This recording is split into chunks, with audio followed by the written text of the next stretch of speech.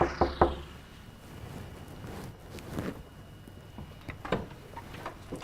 alaikum wa rahmatullahi wa barakatuh. Assalam wa rahmatullah. Hello, Dr. Zakir. How are you? Thank you for giving us this opportunity. It's my pleasure. How are you? How is the family? Fine, alhamdulillah. Thank you. I know it's critical time for you, but thank you for approving this interview. It's my pleasure. Fadl. Thank you. كان فضلك. شكرا. Assalamu alaikum again, Dr. Zakir. Wa alaikum assalam wa rahmatullahi wa barakatuh. Thank you for giving us this chance. It's my pleasure. As I told you when we contacted you in your office in London, how the program goes. Today is our last episode, and always, as they say, in the end, it's the best episode. So thank you for giving us this chance. We have interviewed power owners from all over the world, from different sectors. Maybe we don't agree with all what they've done in their life, but we can't neglect, or we can't say that they didn't achieve big achievements as power owners from all over the world. Today we'd like to talk about your early days, throughout these days and the future. So let's start please with your early days. Can you describe those days? I was just like a normal human being, alhamdulillah, an average Muslim. The thing that affected me was that I was a stammerer. And if, for example, someone used to ask me, what is the name? I'd say, my name is Zakir. I was a stammerer, alhamdulillah. I was good in studies. I was a normal Muslim, mashallah, praying 5 times a day, doing the normal pillars of Islam in Bombay. And I was very good in, mashallah, arguing and putting my point across in the field of logic. That was my strong point during the childhood. But you were great in studying also. Alhamdulillah, by Allah's grace, except in speech. In speech and in giving what we call as oration, I used to get PF. PF is pass-fail. Because I could not speak, I used to stammer. So the teachers, out of mercy, used to give me PF, pass-fail. Besides that, in other studies, in science, mathematics, alhamdulillah, all the studies, Allah's grace, it was that I used to get very good marks. Alhamdulillah. You studied medicine. Why medicine? I chose medicine because I wanted to be a doctor. And at that time, I thought that being a doctor is the best profession to serve humanity. And my father is a doctor, my brother is a doctor, and doctor is a good profession. But when I found a better profession, that's how I changed from a doctor of a body to doctor of a soul. And that's on 1993, when it all started, or before? I met Sheikh Deedat in 1987, and when I met him, I was inspired by him. And that time I was in the medical college in the second year, and that's how my journey started. And when I finished my medicine, I had planned that I will give 2 hours a week. So when we made our foundation, Islamic Research Foundation, it was just a video cassette library of Sheikh Ahmed Deedat. I thought I will give only 2 hours a week. I was so busy. Then I told my parents I'll give 2 hours a day. After some time, when I finished my studies, became a doctor, I said 2 hours every day I'll do dawah. My parents said no problem. Then I said 50% dawah, 50% practice. We already had a practice, the family. Then I said, I want to give 2 hours medicine, remaining dawah. They said no problem. Then I said I want to full-time dawah, and they agreed. And that's how I was inspired by Sheikh Ahmed Deedat, and I changed from a doctor of a body to doctor of a soul, because when I was to treat patients, I have to feel happy. When I have to treat them physically. But when I treated the people spiritually, I found multiple times more pleasure. And as Allah says in the Quran, in Surah Fussilat, chapter 41, verse 33, Allah says, وَمَنْ أَحْسَنُ قَوْلًا مِمَّنْ دَعَا إِلَى اللَّهِ وَعَمِلَ صَالِحًا قَالَ إِنَّنِي مِنَ الْمُسْلِمِينَ. Who is better in speech than one who invites to the way of their Lord, works righteousness, and says that I'm Muslim? So when I came to know that Allah says the best profession is of Adai, calling people to Allah, and I found multiple times more pleasure, I changed from a doctor of a body to doctor of a soul. And the main person who inspired me was Sheikh Ahmed Deedat, alhamdulillah. MashaAllah. Doctor, religion is not like science. Usually science is improving within time. Some laws are changed within time. How did you study Islam? My basic education, my formal education was at the normal university. Then I got a bachelor's in field of medicine, MBBS, Bachelor of Medicine, Bachelor of Surgery. I have got no formal Islamic education. When I met Sheikh Ahmed Deedat, I used to hear his cassettes. And inspired by him, I started hearing the speeches of other scholars, started reading books. In my life, I have never read any book except my textbook. Even the awards which I got when I was in school, they used to give me books. I never read a single. After getting inspired by Sheikh Ahmad Deedat, I started reading Islamic books, Quran, Hadith, other books. And that is the first time in my life I started reading books. Before that, never ever except my textbook. And Alhamdulillah, my basic knowledge, besides from the video cassette and books, is with interacting with scholars. So my hobby was that let's meet the people who are specialists in the field of Islam. And that's how, after meeting Sheikh Ahmad Deedat, I met the various other scholars from different parts of the world. So my knowledge is not from any university, it's mainly with interaction with people who are specialized in the field of deen, of knowledge of comparative religion. Doctor, you know that we've already met with another power owner, which is Dr. Mahathir Mohamad. He's also someone that changed his country and helped Islam and changed the vision of his country. He also started as a doctor. That's right. And transferred to be a politician. It's not easy to leave medicine. Did you struggle while leaving medicine? After spending all those hours studying medicine, and we all know that it's not. I didn't study medicine. Not everyone studies medicine, but we know if you study medicine, it's the most difficult to get into admission into the medical college. I'm aware of that. How did you left it? As far as for me, it was very easy. I had full support of my families, of my father, of my mother, of my brother, of my sister, then my wife. It was very easy. The other people thought that I was a fool. I have spent several years, in doing medicine, and now I'm leaving it to become a dai. So most of the people in the early time, they thought I was a fool. And later on, when I got inspired by Sheikh Ahmad Deedat, I asked my mother that she wanted me to become like Dr. Chris Barnard. And if you're aware, Dr. Christian Barnard is also from South Africa, like Sheikh Deedat, and he was the first doctor who did the heart transplant. So she wanted me to become like Chris Barnard. So when I asked her that, would you want me to become like Dr. Chris Barnard or Sheikh Deedat? So she said both. And later on, after a few years, when Alhamdulillah, I got more involved in the field of dawah and started giving public lectures on large scale, I asked the same question to my mother, that would you want me to become like Sheikh Deedat or like Dr. Chris Barnard? She said, I can sacrifice 1,000 Chris Barnard for one Sheikh Deedat. So Alhamdulillah, for me, it was Allah's help. And all my family members in the family, they supported me 100%. So there's no problem of me, and including my brother. He said, whatever family business we have, you'll be 50% even if you don't give any time. So Alhamdulillah, it was very easy, and Allah's support was there, mashallah. MashaAllah. Doctor, let us go back to Dr. Mahathir, if you allow me. He did everything in a different way. As a politician, he didn't say what people wanted to hear. He said what he believes the right thing for his country. All visionaries believe in that. Yes, and this is why he said for his people, we need to not to be lazy anymore. We need to go to transfer our country from agriculture to industry, and this is how he did. I wanted to ask you, and I want you to influence people that how reading is important. As you said that what makes you here in this position today is how you spend the time in reading and listening. What do you say for the people? Why is reading important? If you know, the first guidance given by Allah subhanahu wa ta'ala in the Quran, it was not to offer salah, it was not to pray, it was not to fast, it was not to give zakat, it was iqra, it was read. In Surah Iqra, Surah Al-Alaq, chapter number 96, verse number 1. So reading is very important. But unfortunately, we have in the Muslim world that many don't want to read. And unfortunately, those who want to read, they are so much influenced with the Western world and with science and technology that they forget the complete guidance given by Allah. Allah says in Surah Al-Alaq, Surah Iqra, chapter 96, verse 1 and 2, Iqra bismi rabbikal ladzi khalaq.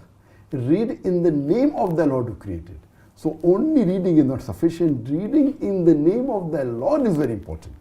So if you read And if that knowledge, if that education gets you closer to Allah subhanahu wa ta'ala, it is success. But if that knowledge doesn't get you closer to Allah subhanahu wa ta'ala, you may get some success in the world, but not in the akhirah. So besides reading in the name of Allah subhanahu wa ta'ala, Wow. and getting you closer to the Creator, to your Khalik, this is very important, and that will transform your life irrespective whether you become famous or not. You know, sometimes, I mean, I don't consider myself to be a very powerful person, as we said. I consider myself to be a humble servant of Allah subhanahu wa ta'ala. MashaAllah. And sometimes I'm afraid. I'm afraid that let not this fame or let not this popularity cause me a loss in the akhirah. MashaAllah. Because the Muslim's main aim is that he fulfills the commandment of Allah subhanahu wa ta'ala. He worships him. And his main goal is the Jannah. Sahih. For those people who don't believe in Allah subhanahu wa ta'ala, they may get all the benefits in this world but may not get in akhirah. Sahih. So I pray to Allah subhanahu wa ta'ala, may He accept my humble efforts. Allah. And reading in the name of Allah is very important, and reading Quran is very important, is the most important book in the world. It's a proclamation to humanity. It's a fountain of mercy and wisdom. It's a future world constitution. It's a warning to the heedless. It's assurance to those in doubt. It's a solace to the suffering, a hope to those in despair. So the best book to be read is the Quran. And since more than 75% of the Muslim world don't know Arabic, I request them to read it in the language they understand the best. MashaAllah. It will Sahih. surely change their life.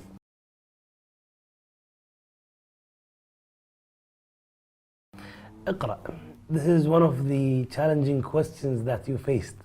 Maybe it's after hearing the answer, it's not challenging anymore. I attended one of your lectures and there was a question that how did Jibreel request Muhammad Sallallahu to read while he doesn't know how to read? What did he ask him to read? I'd like to hear that story from you if you don't There was mind. a question asked by Rahul. He was a Hindu before, and he was very enthusiastic to research and try and find any way to try and find more about Islam. So he posed me this question in Dubai, that we know from the various tafasirs, and he tried quoting Tabri and all the others, you know, Ibn Qasir, that the first verse to be revealed to the Prophet of Iqra, that is read. But nowhere does it tell us in any of the tafasir, any of the commentaries, that what did Prophet Muhammad, what was he shown by Archangel Gabriel? If Archangel Gabriel asked Prophet Muhammad to read, surely he might have shown him something to read. So we don't find it in any museum. So what is the reply? If we know what he asked, and if it's present in the museum, then at least we will know it's the truth and we'll believe in it.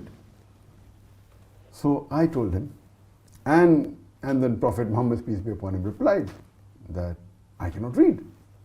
So what was shown is important. If you give me this reply, then I'll be convinced. So I asked him, Brother Rahul, do you know German? Japanese. Japanese. Yeah. Do you know Japanese? So he said no. So I said, did I show you anything in Japanese? He said no. And he immediately understood the answer. That if he doesn't know Japanese, he doesn't have to tell me that show me what you want me to read in Japanese. So this is many a times we realize that when we give reply in the field of deen, it's nothing to do with knowledge. It's with mantiq, it's with logic. So that is the reason Quran is the most logical book on the face of the earth. And that's how it convinces people. So this was a question that was asked to me the first time. And when I got up, I said, the brother asked a very intelligent question, very good question, and I didn't know the answer. But it was intelligent. But alhamdulillah, as I kept on repeating the question, and Allah helps us. And Allahumma lakal hamd.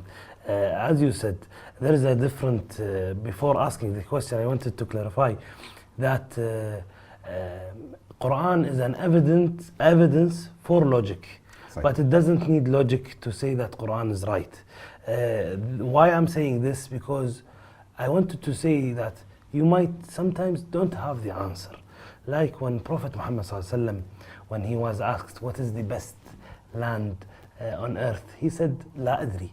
And as many ulama said that La adri is a fatwa by itself. What if Dr. Zakir faced a question that he didn't find an answer? I never saw you not having the right answer, or you didn't face difficult answering, let's say. What if one day you didn't have the answer? Would you say La adri? The first point to be noted is that never judge Islam by looking at Dr. Zakir. Allah. I always said my answer that if you want to judge Islam, look at the Quran and the Sahih Hadith. And the example I always give that if you want to judge how good the latest Mercedes car, that is SEL 600 2017, how good is it? And if you put behind the steering wheel a person who doesn't know how to drive and he has accident and he bangs up the car, who will you blame? The car or the driver? But naturally the driver. Yes. If you really want to know how good the car is, you have to look at the specification, at what are the safety measures, what is the pickup, what is the gear ratio, does it have an anti-braking lock system, and so on and so forth. And if you really want to test drive the car, put behind the steering wheel a person who is an expert in driving. Similarly, if you want to judge Islam, look at the Quran, the Sahih Hadith, and the best exemplary Muslim is Prophet Muhammad. As far as the question is concerned that what will happen if I don't know the answer. Yes. Point to be noted that if you know Ahmad bin Hanbal, may Allah have mercy on him, he was a great scholar, he was a great imam. When about more than 40 questions were asked to him, he did not reply to most of them, only two. Oh. And he said, this is what. So, what you have to realize that if a person doesn't know the answer, that does not mean he's a scholar. The more you know, the more you realize you don't know. Allah. But you have to realize the difference between a faqih or a person who gives fatwa and a da'i. The difference is that a person who is asked a fatwa, he has to really give the answer in black and white. We as a da'i, when I give a lecture on Quran and modern science, for example, I study all the verses of the Quran dealing with science. I do my research. So, and I have a list of maybe 200 questions that can be asked on it. I'm prepared. I know my portion. So when about 20 questions are asked, 19 are already from my list. So that's the reason you see me giving references. I'm not Hafiz al-Quran. I do my homework. There are questions which are asked the first time in my life. For example, the question on Iqra. Yes. And I didn't know the answer, but Allah helped me. So many. If not, let's say if you didn't have it. Yes, I'll come to it. Good. I'll come to it. So number one is I do my homework. You don't like interrupting. No problem. This is what you do when people ask you. But now I'm not in another debate. I can ask whenever I want. Sure, you're most welcome. Yeah, you're most welcome. I'll come to it. The thing is that because my homework is done, normally because I've seen most of the most common questions that can come from the Quran, Hadith. If I'm giving a talk on women's rights in Islam, I do research on women, all the verses I try and do my homework. Yet there have to be questions which are not known. Out of those questions which are not known, Alhamdulillah, most of the time Allah helps. There are certain questions that I've answered maybe 100 times and no one has counter questioned. And somebody counter questions it and I'm stuck. I'll give you one more example. Always give the famous answer if you know the answer. Of course you'll be knowing about the hijab. The two twin sisters. Equally beautiful. One is wearing the Islamic hijab, the other the Western clothes, and they're walking down the streets. Who will a hooligan tease? A person wearing short skirt or a low neck? The answer is but natural person wearing the Western clothes.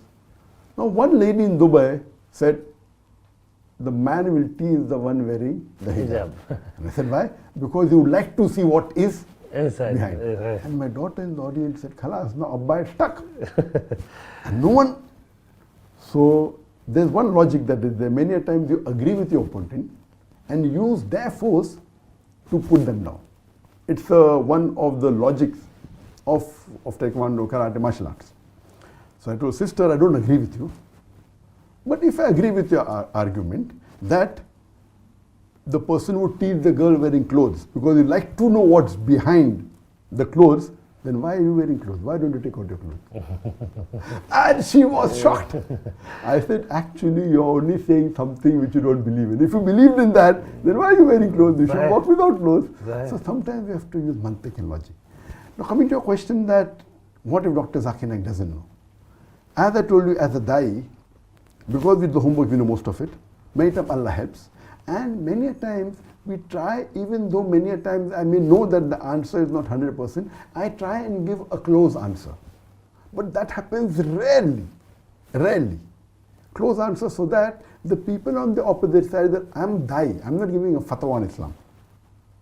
But surely if it's something which is not related, for example, if they ask me something about engineering, or or if they ask me a question which is not related to my field. So I say that you call a heart specialist and you're asking him a question on common cold. So when sometimes people ask me questions which are unrelated, so I make it a point to tell them that I am a specialized in Islam and comparative religion. Don't ask me questions outside the field. And sometimes they may ask me questions in the field. At that time, because being a da'i, I try and give a logical reply, because many a times a non-Muslim, he doesn't understand the concept of Islam. Yes. That it is not that we know everything. But let me interrupt you and ask you this question.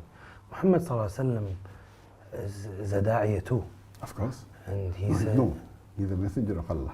And the messenger of Allah. Yes, you're right. There's a world of a difference being a da'i and a messenger and the normal da'i. صحيح.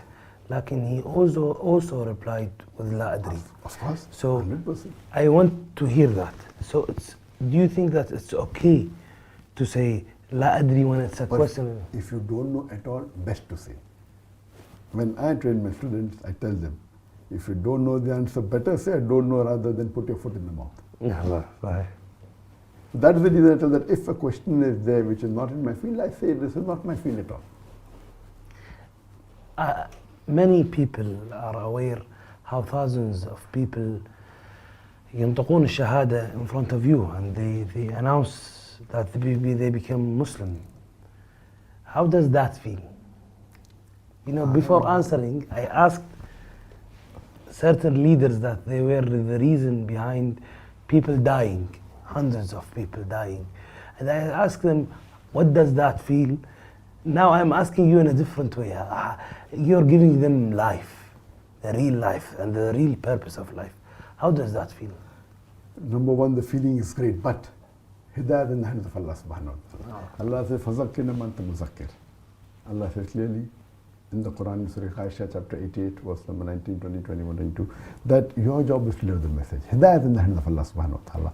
All the shahada, 100%, it is 100% Allah. But we feel happy that Allah has made us instrumental. Allah doesn't require us. I would be the biggest fool to say that because of my lecture Islam is spreading. I would be the biggest fool. It is Allah who is utilizing a person who is no one to make his deen prevail. Alhamdulillah, it gives us immense pleasure. As I said in the beginning of my interview, when I treated the patient physically, I got pleasure. But when I treated spiritually, I got immense pleasure. Yeah. It really brings tears into our eyes that these people who would have otherwise, in their next life that have been doomed, Allah has given them hidayah, and inshallah they'll go to Jannah. It's all in Hazam in Fazl Rabbi. I wanted to ask you also, some of the things that it seems normal to you, but it is always take us in a shock. When you talk to or reply to certain question, how you reply with Quran ayat, and as you said, you don't memorize the full Quran. I'm not Hafiz al-Quran. Yeah. How is it all there? How do you remember all those ayat? First, number one is Allah's help. Allah says in the Quran in Surah Imran chapter 3 verse 160, if Allah helps you, none can overcome you. If Allah forsakes you, who is there then who can help you? So let the believers put their trust in Allah. Number one is Allah's help. Number two, Allah says in Surah Ankabut chapter 29 verse 69, that if you strive in the way of Allah subhanahu wa ta'ala, Allah will open up your pathways. So number two is striving and struggling. Anyone who strives, Allah promises, Allah will open up your pathways. If you don't get success, it's not Allah's fault, it's your fault, that you have not strived enough. And number three is Allah says in Surah Nahl chapter 16 verse 43, and Surah Anbiya chapter 20 verse number 7, Allah says, فَاسْأَلُوا أَهْلِ الذِّكْرِ إِن كُنتُمْ لَا تَعْلَمُونَ. If you don't know, ask the person who's knowledgeable. The third is the technique. So these three are the main pillars of my Dawah training program when I train my students. So people ask me, what is the technique? I said, first you ask me how to get Allah's help. That's the most important. Then is striving, and the least is the technique. So as far as I'm not Hafiz al-Quran, but as I told you earlier, when I go, I strive a lot. I prepare myself, I do research, and I prefer memorizing my talk. Because if I memorize the talk, all the verses which I've memorized help me in the question and answer session. If not of that same lecture, of some other lecture. And we prepare ourselves, as I told you earlier, that if I'm giving a lecture on women's rights in Islam, I try and read all the verses of the Quran dealing with women. I try and hear lectures of other speakers, what questions were asked to them. So I collect a data bank of maybe 200 questions on women. And then I prepare answers for them with references. Then I memorize that completely. So it is hard work. It's the technique that how you memorize by chapter number, verse number, and believe me, my students do a job much better than me. Allah. My son, mashallah, is Hafiz al-Quran. MashaAllah. He speaks Arabic, I don't know. I don't speak Arabic as a language. Oh. He knows English very well. He can rattle off from Surah Fatih to Surah Nas at a faster speed. And mashallah, I know that Arabic is the most important language in the world. I try to learn it. Allah give me success very little. Maybe Allah has this plan. But all my three children, both my daughters and my son, they speak Lugha Fasah. MashaAllah. So here, mashallah, this is mainly because of Allah's help. And I tell my students that with all your technique, with all your jihad, if Allah doesn't help you, it will be useless. So if a da'i has the faith in Allah subhanahu wa ta'ala, Allah will surely help him. So it's mainly because of Allah subhanahu wa ta'ala and striving that we are getting this result. ونعم بالله.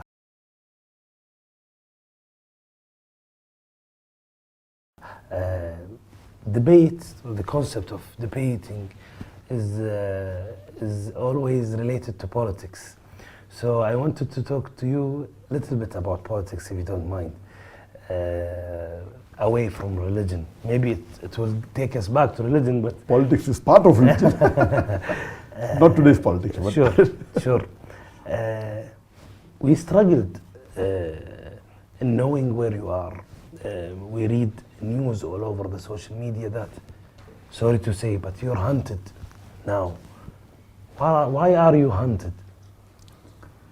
The best answer that I can give is, I think it is mainly because of my popularity.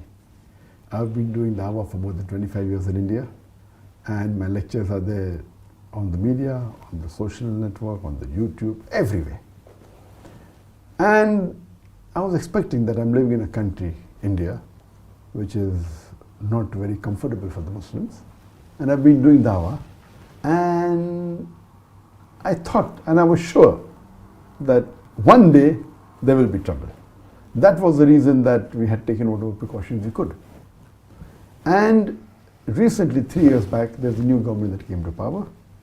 And we know we have a new Prime Minister, Narendra Modi. Mm-hmm.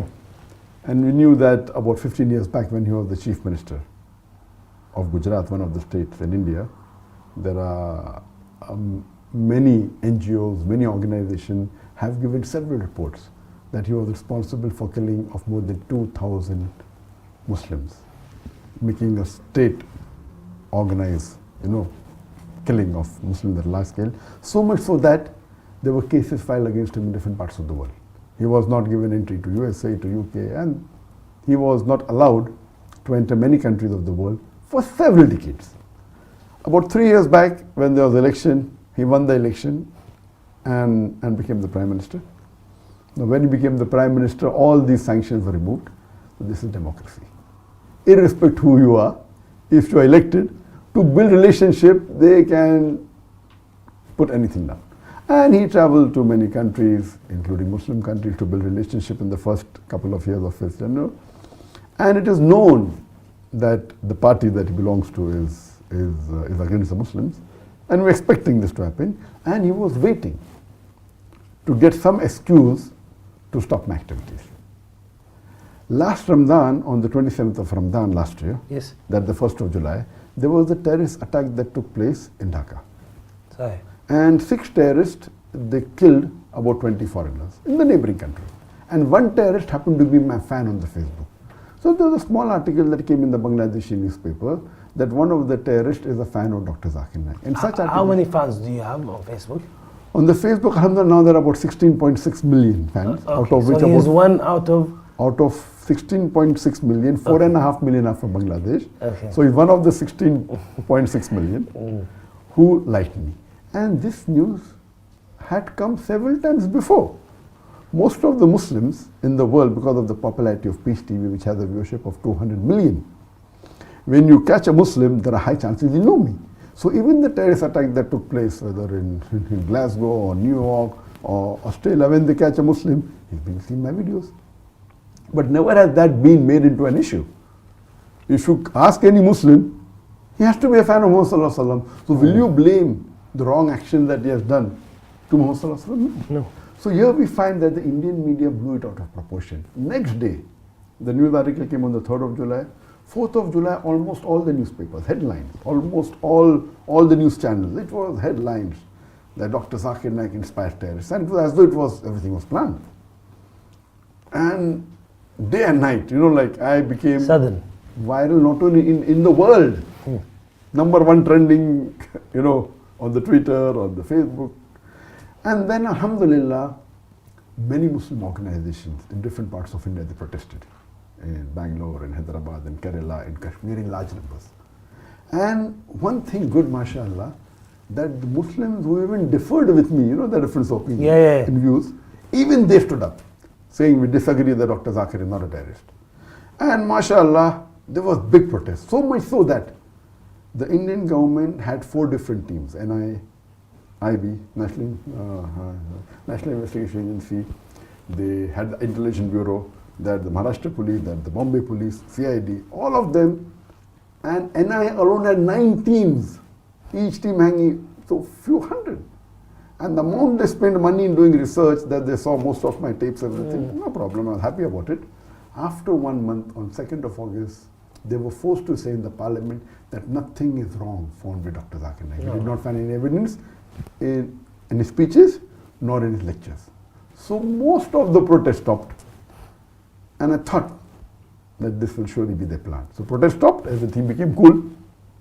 3 months later, in November, the same government says that the Muslim personal law in India should be abolished. India has a Muslim personal law. Muslims can follow the law in inheritance and marriage, etc. So all the Muslims again stood in larger numbers to protest against it. In this fiasco, 2 weeks after this, they banned my organization suddenly. And they banned it for 5 years. Claiming that, they are promoting terrorism. And they started getting lectures, which I've given 10 years back, I've given 15 years back. Any logical person will know that these lectures are there on the social media for 10, 15 years. If they promoted terrorism, why suddenly now are they called? So it is mainly because of the popularity. And it is shocking that the Indian government many a times before has called me to give lecture on religion in the National Academy in Hyderabad.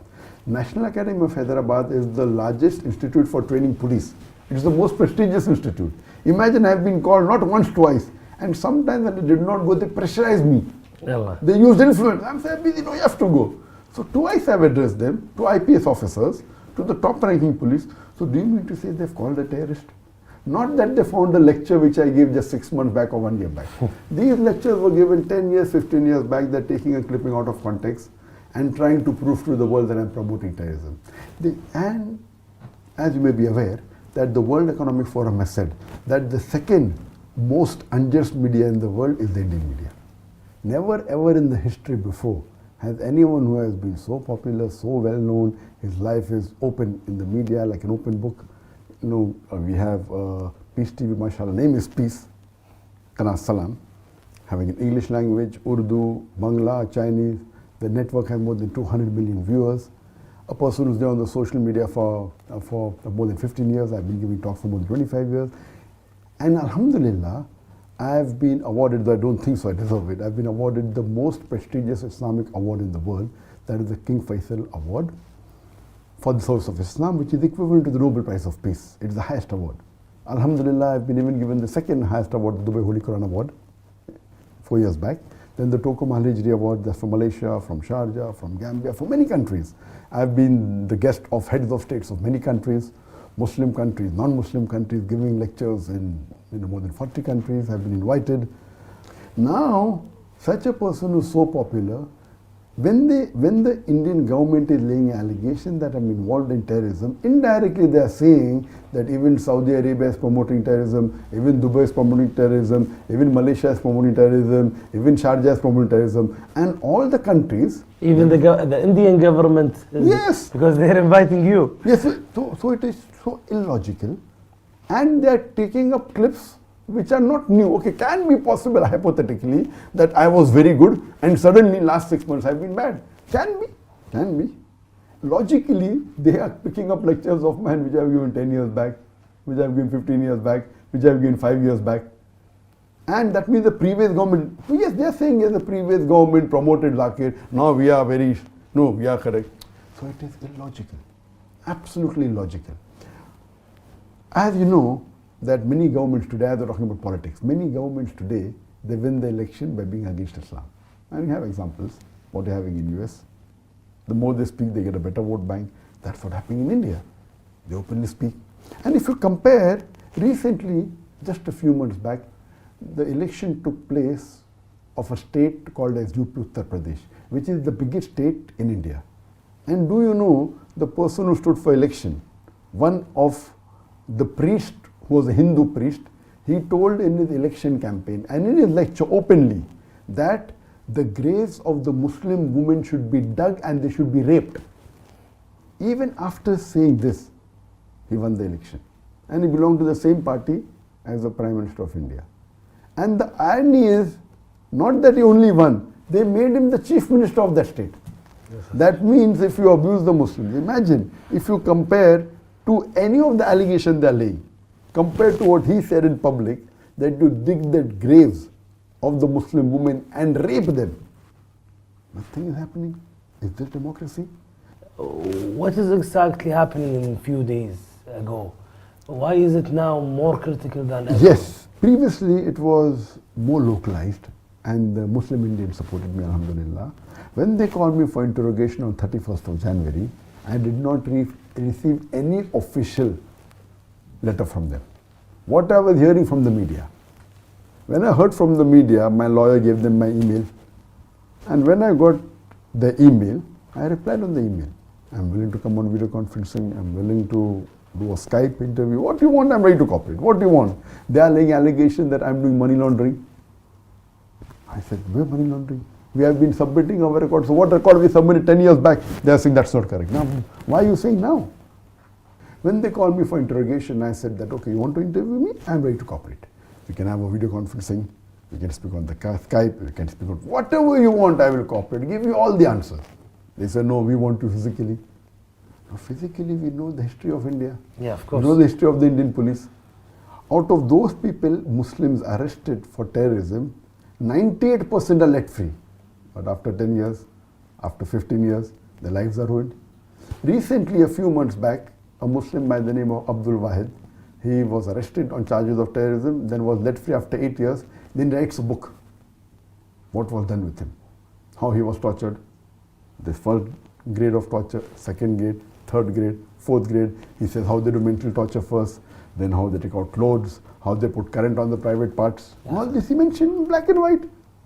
How do they do physical torture, third grade. And the fourth grade is they even molest the lady family members, the mothers of the victim, the sisters of the victim, until they give it, until they sign forged documents. So this is known to the world. And you expect me to go back, do you think I'm a fool? Some people say that, oh, why are you a coward? I said, I'm not a coward, it is the sunnah of the Prophet. It is the sunnah of Muhammad sallallahu alaihi wasallam. He did hijrat.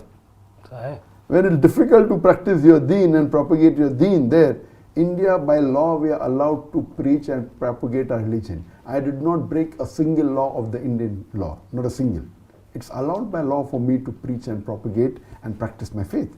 Muhammad sallallahu alaihi wasallam is the best example. And alhamdulillah, it's a blessing of Allah subhanahu wa ta'ala that He took us out of India at the right time. The times are getting from bad to worse.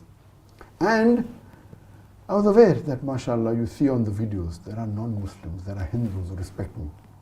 The majority of the Hindus, they are good. They love the Muslims. It is these politicians who actually instigate them to do action against the Muslims. Now in India, Muslims are being lynched because on allegation that they're eating beef, They're hanged in public. He didn't have beef, he had meat. And then the police is saying, we'll do investigation whether it was beef or meat. Nonsense. You're hanging a person in public. So now the times in India is very bad. I'm thanking Allah subhanahu wa ta'ala, it took me out at the right time. As far as the investigation is concerned, I am ready to cooperate, but they don't want me to interrogate on the phone. Because when they do it on the phone or in the media, I would love, let the audience, let it be an open interrogation. Why are you wanting a private? Because you know that you have something to hide. In privacy, you can surely threaten me. You can torture. That you cannot do. In public, you cannot do on a video conferencing. So this is nothing but tactics. Now the media is saying, because they gave me 3 summons and I did not respond to that, now they have put an unbailable warrant against me. One. This is what happened a few days ago. That happened about a month back. Yeah. Few days back, what happened, 10 days back, that warrant they took and now they are telling to the Indian government that request to the Interpol that Dr. Zakir Naik should be put on the red corner notice. So now, 1 week back, the Indian government, according to the media reports, have sent a request to the Interpol saying that Dr. Zakir Naik is promoting terrorism, therefore he should be put on the red corner notice, and anywhere in the world, any country finds him, should arrest him and send him to India. We all know that the leading country that is protecting Islam is Saudi Arabia. What do you think of the role of Saudi Arabia? I feel, alhamdulillah, number one, that Saudi Arabia, because it has the Haramain, Makkah and Medina, it's a sacred land, and inshallah Allah will protect them. I feel but natural, we look at the complete Muslim Ummah, looks up to Saudi Arabia, because it has the Haramain, and we believe that we look at them, that they would be the people who will, if anything happens, that they are the one who will surely stand for the cause of Islam, inshallah. I wanted to ask you about, you've mentioned democracy a while ago, and what is the result of democracy? What is your thought about democracy? See, democracy means whatever the majority says has to be done. If the majority are good people, then democracy is good. If the majority are not good, democracy is not good. I'll give an example that previously, all the countries in the world, homosexuality was not allowed. It was illegal. We find a few decades earlier, it starting in Canada, and now most of the countries in the world, homosexuality is legal. So tomorrow, anything we could have imagined in our dreams that most of the countries would agree that homosexuality is legal. Tomorrow they may come up with anything, which today, tomorrow they may come up that raping women is fine. You will tell me, oh, Zakir is a fool, it will never happen. Why cannot it happen? So tomorrow if they come up with the view that raping women is good, then raping women would be legal. So that is the reason the best person to lay down the rules for the human being is the creator of the human being, Allah subhanahu wa ta'ala. So we have to follow with the rule of Allah subhanahu wa ta'ala. Not that you cannot have majority. And we know, we have the system in the Sunnah and the Seerah of Muhammad sallallahu alaihi wasallam and the Seerah of Khulafa Rashidin, that how many a times we should not shift away from Quran Sunnah. With that, we can have. We know how the first Khalifa was elected, the second, the third, how Hazrat Umar, may Allah be pleased with him, had a committee of 6 people and said they should elect whoever was in majority. So what we have to realize... Majority? Is it majority? Majority is not always correct. What Hazrat Umar, may Allah be pleased with him, did, he selected 6 people who he had faith in, that you will elect the next Khalifa. If there is a tie between 3-3, then my son would be the casting vote, but don't make him the Khalifa, because there cannot be 2 Khalifa for one family, it will be too much of a burden. At that time, the leaders were afraid to take the chair. Today, the leaders are fighting for the chair. This is the difference. So, Islam, we have to follow the constitution of Allah subhanahu wa ta'ala. Being in the purview of the constitution, and then if you say, okay, fine, for things which Islam is neutral, and then you have a voting and say majority with no problem. But overall, you can't go against the command of Allah subhanahu wa ta'ala. Allah clearly says in Surah Isra chapter 17 verse 81, Allah says, وَقُلْ جَهَلَكْ وَذَاكَ الْبَاطِلِ إِنَّ الْبَاطِلَ كَانَ زَهُوقًا. When truth is hurled against falsehood, falsehood perishes. For falsehood is it's bound to perish. That's what we see today. Because of democracy, a person who was not allowed in many countries you know, who many NGOs say has killed 2,000 Muslims. And just because he wins the election for political reasons, what they do, they change the rules and they welcome him. What we realize that we should follow the commandment of Allah and His Rasul, and that will be the best for us in this world and Akhirah. And because our religion tells us this way to practice Islam by following Muhammad sallallahu alaihi wasallam wa sahabta wa sunnah wa Quran. We read in the Quran whenever majority is mentioned, then it's wrong usually. This is almost everywhere in Quran. وَقَلِيلٌ مِّنْ عِبَادِيَ الشَّكُورِ. It's always, most of them will not understand. Most of them will not follow. You're right. So it was clear for me your answer. I wanted to ask you, related to this question, you have raised a new theory or a new way of making da'wah. كثير من الأئمة, a lot of don't go to debates unless it's necessary. And this is how it's been يعني كإجماع للعلماء. And at the same time, Ali bin Abi Talib said if it was always related to logic, the wudu might be from the leg from below instead of the feet from the above when it's wudu. That is where I wanted you to say it, that it's not always the evidence.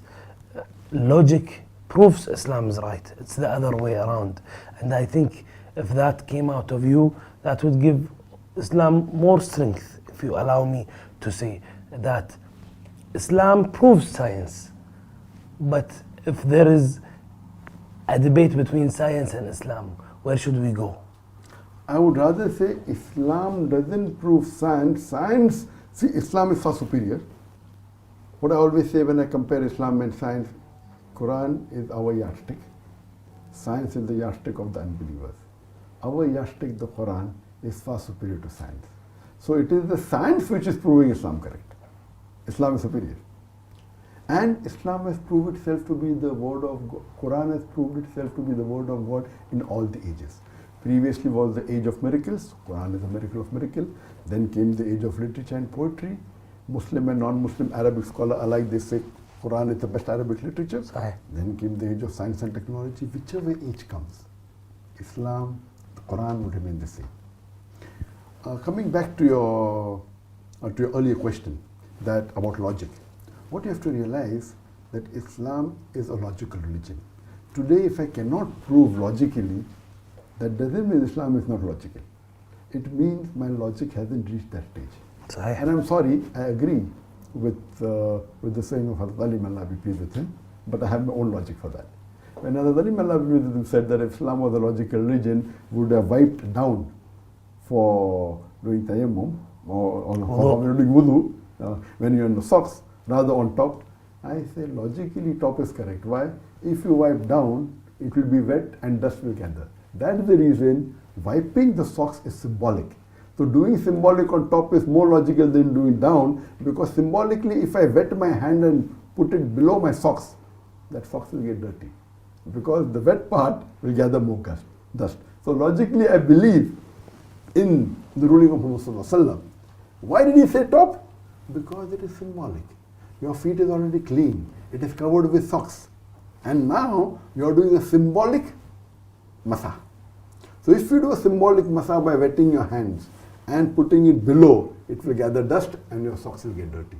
So because it is symbolic, it is logical to do on top and not down. Again, just because logically I cannot prove something, that does not mean Quran is not logical. I believe Quran is the most logical book, and Allah subhanahu wa ta'ala, Quran says, will not the men of understanding then believe? So if you say sometimes Quran is illogical, I disagree with it. I mean, I'm sorry. It's always, yes, it may be that my knowledge of science is limited. This is what I meant. But that doesn't mean it's illogical. No, I didn't say that. Yes. So that's the reason, in that ruling also of Quran, I mean of the Hadith, that to do masah on the top is logical. If you do down, it will get more dirty. Allow me to respect your opinion, but allow me to follow Ali bin Abi Talib when he said, logic, the human logic is always it might face errors. Maybe something logical now, maybe you convince me now, then later on there will be another definition. But allow me to also to give you our last gift. You were our last guest on the show. Thank you for giving us this chance. And this is a gift that we give all of our guests that represent the program, represent my country.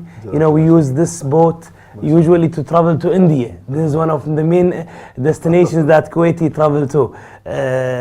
Thank you for giving us One your day when time. everything is clear, we'll travel in this boat to India, Inshallah, inshallah. Jazakallah. Thank you for your time. Jazakallah shukran. Thank you. It was really a pleasure. If you have a last message you want to say, because we finished and you have started Jama'ah, so My last message is that I say that all the human beings in the world, Muslim or non-Muslims, they should read the Quran in the language they understand the best. If they understand Arabic, read in Arabic, English, Urdu, Bangla, whichever language they understand. Read it, inshallah. This will bring them, this will give them good in this world as well as Akhirah. شكرا جزاك الله خير. It's my pleasure. شكرا دكتور. جزاkallah shukran. شكرا. يقول الدكتور ذاكر وهو أحد أشهر المناظرين في العالم: إن أنت أحسنت الإعداد أقمت الحجة، رغم أن الهداية حق لله وحده. فالله عز وجل يقول: إنك لا تهدي من أحببت ولكن الله يهدي من يشاء. ورغم أن الآلاف اقتنعوا بما قال والملايين تبعوه، إلا أنه مقتنع بأن الكثرة هي أحد دلالات الباطل، وأن القلة هي أحد علامات الخير. فالله عز وجل يقول: وقليل من عبادي الشكور وإن أكثرهم لا يعقلون. في برنامجكم التقينا بأصحاب السلطة من حول العالم وسلطنا الأضواء على تجاربهم، خضنا بمسيرتهم، إيجابياتهم وسلبياتهم، إنجازاتهم وإخفاقاتهم، علنا نستفيد وعلنا نتعظ. اللهم إني بلغت، اللهم فاشهد.